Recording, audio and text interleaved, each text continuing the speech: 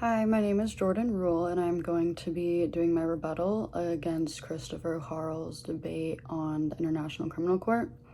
Christopher's debate was from the stance that the ICC has been a productive IGO for trying war criminals.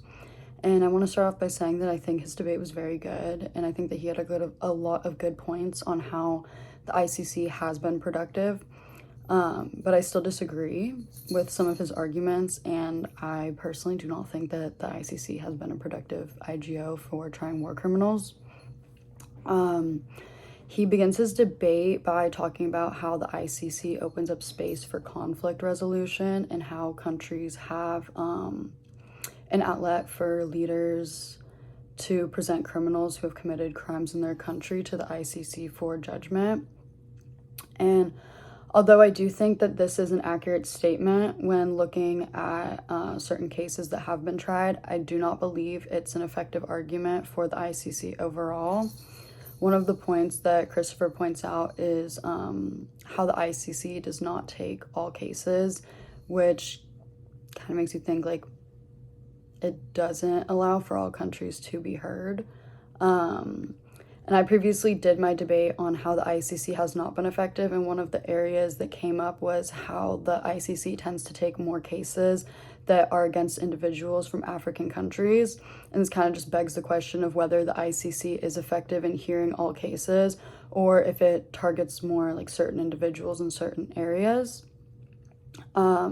Another area that he debated was how the ICC has been successful in trying cases and sending those accused to prison.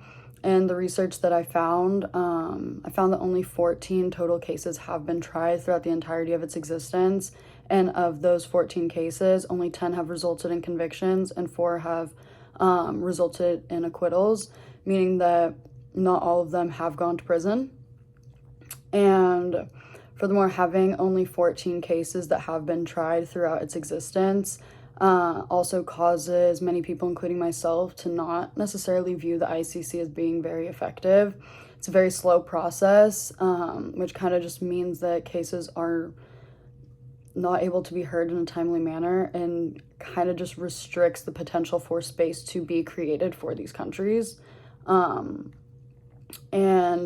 as Christopher mentioned, the Nuremberg trials were successful in trying war criminals.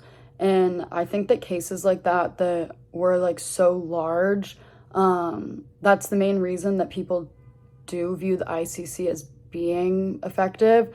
But in comparison, smaller cases are not recognized as easily, and it makes it more difficult for smaller countries to have the ability to have their cases be heard. And this restriction, once again, does not allow for much space to be created or for much conflict resolution to occur.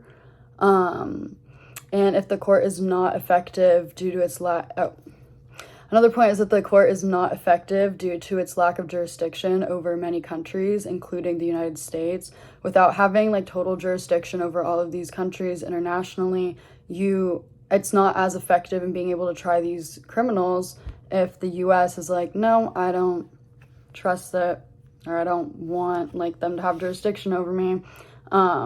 It's not very effective in that way. And one of the last points that Christopher made in his debate was about the investigation aspect of the ICC.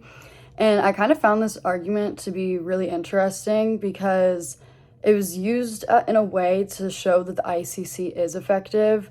But from my perspective, it kind of just makes it seem more ineffective, because he stated that 90% of the work done on the investigation side is not crime-based evidence, and it's more of a conspiracy weapon of not hard evidence for these crimes, which kind of just seems very ineffective since there's minimal like foolproof evidence to back up these claims against crimes that have occurred. And without like this hard evidence, I feel like it's kind of hard to believe that the ICC is effective. And although there are ways that the ICC has been an effective IGO in trying war criminals, I think that there's a lot more evidence to back up that the ICC has not been effective in trying war criminals. So, yeah, thank you.